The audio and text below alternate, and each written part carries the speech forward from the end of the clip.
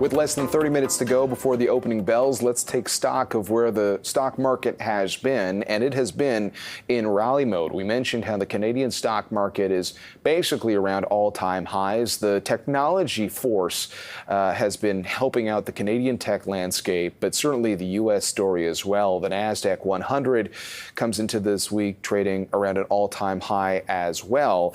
And yet a record share of fund managers now see U.S. stocks as being too expensive, with about 91% of participants in a new survey indicating that U.S. stocks are overvalued. That's courtesy of Bank of America's survey data. Let's talk to John Zechner. He's chairman and founder of Zechner Associates to get a sense on how he's portfolio positioning these days. John, nice to have you back with us. It's been an eventful summer, to say the least, and we'll get more to watch this week, whether it's earnings or economic data. But as for the levels of the stock market, what's been your biggest observation? Well, I mean, John, you can't argue at all with some of the stats you just mentioned and the belief of most money managers, myself included, who have been in this business for a while. So, yeah, I mean, any measure I look at, whether it's price to sales, price earnings ratios, cash flows, the market is very, very expensive on a historical basis. It's right at the high end, right where we were sort of in the late 90s prior to the bubble. Yeah, I mean, the issue is that valuations alone don't end the bull market, and you probably heard lots of that lately. And the latest lift, I mean, we really had this sort of straight up move off those sort of April 7th lows. The latest move over the past month in particular has been driven by, better than expected second quarter earnings. And that's been a lift, particularly from the continued spending in the tech sector, and probably not as bad results from some of the cyclical stocks, given the tariff regime. Now, this is where you got to step back, I think, John, and have a closer look at it, because the expensive market, that alone won't cause a downturn. But I think there are other triggers that do put it more at risk. And one is, the growth going forward. I mean, you saw a hint of that in the employment numbers recently. I think you're going to see a lot more of that, because for all the talk of the tariffs, John, the tariffs haven't really come into place yet. I mean, they were put off in April for 3 months. They started, while negotiations went on. Negotiations have sort of finished, and now these new tariffs are being faced, and now companies are going to start to absorb it. So I don't think the earnings we've seen are at all reflective of what it's going to look like after the fact. And on the other side, the consumer really has driven, particularly the U.S. economy, for the past number of years, and that's been driven by employment growth. Employment is slowing down for a number of reasons. You saw the most recent employment numbers, and yeah, Donald Trump can fire the messenger if he wants to, but the numbers are the numbers, and they're not getting better, because what's going on in the employment market right now is companies aren't really laying off because of the decreased immigration in Canada, say, and obviously the deportations in the U.S. and less immigration. There's fewer workers around, so they don't want to lay off as much, but they're not hiring. They're not hiring because of the uncertainty over the tariffs. They're stopping expansion, and they're stopping sort of capital spending as well. And on top of that, quietly, there's another shift that I don't think is getting less talked about, is the use of AI. We know all the positives, and we've seen all the positives in the stock market from it. In terms of valuations and growth and the spending and all of that. But on the other hand, the implementation of it, is that going to use fewer employees? And my sort of canary in the coal mine on that one is Microsoft. They're spending over $100 billion this year on CapEx, to roll out the AI initiatives, data centers, and everything else. You're spending over $100 billion and you're laying off 5,000 employees. What does that tell you about, employment growth going forward? So that's, warning flags, valuations, and then I think the earnings are at risk going forward, because I think now we're going to start to see the effect of these tariffs coming through. Well, even, as a Canadian example, just building on what you're talking about, you've got Shopify that reclaimed the most valuable spot in terms of, TSX market weighting.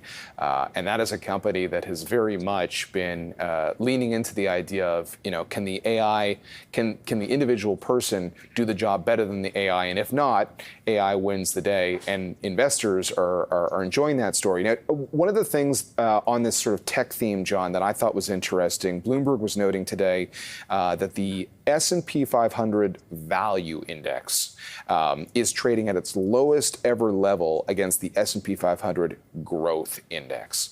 And so I guess at the end of the day, outside of the fact that as you highlighted, there's been a love affair with growth, and that's left people maybe feeling a little bit uneasy about valuations. Is there going to be enough conviction on the part of investors to roll into areas that maybe offer more value if they've been lagging so badly?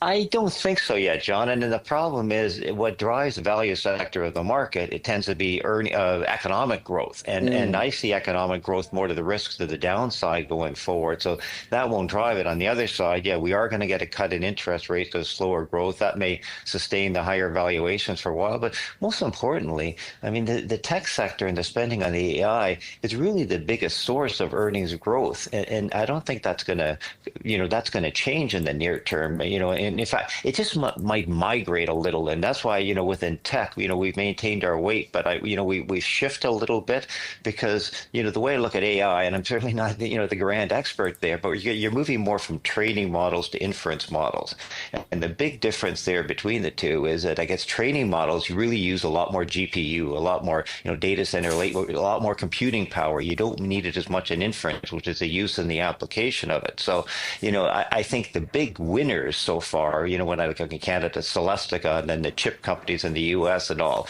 I think they may lose a little bit as that growth slows down a little bit. The winners will be the ones that are implementing and working more on inference. You mentioned Shopify, and I laughed at that a little bit because, John, I was around when Nortel was 35% of the index and, was way ahead of Royal Bank, and then they obviously faded away to nothing. And then Research in Motion came and did the same thing and faded away and disappeared off the map. And I think for a while, Potash did the same thing. So every time someone takes the crown away from Royal Bank, that's almost their death now.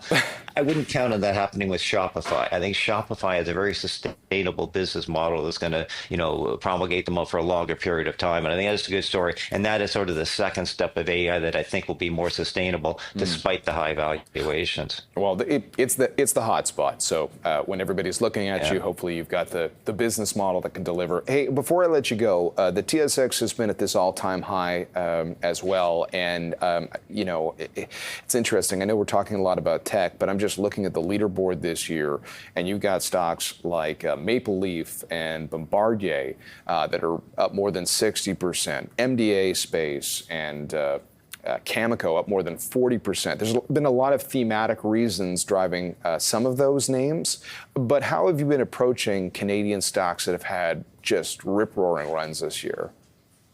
Well, that's a great point, John, and I appreciate that.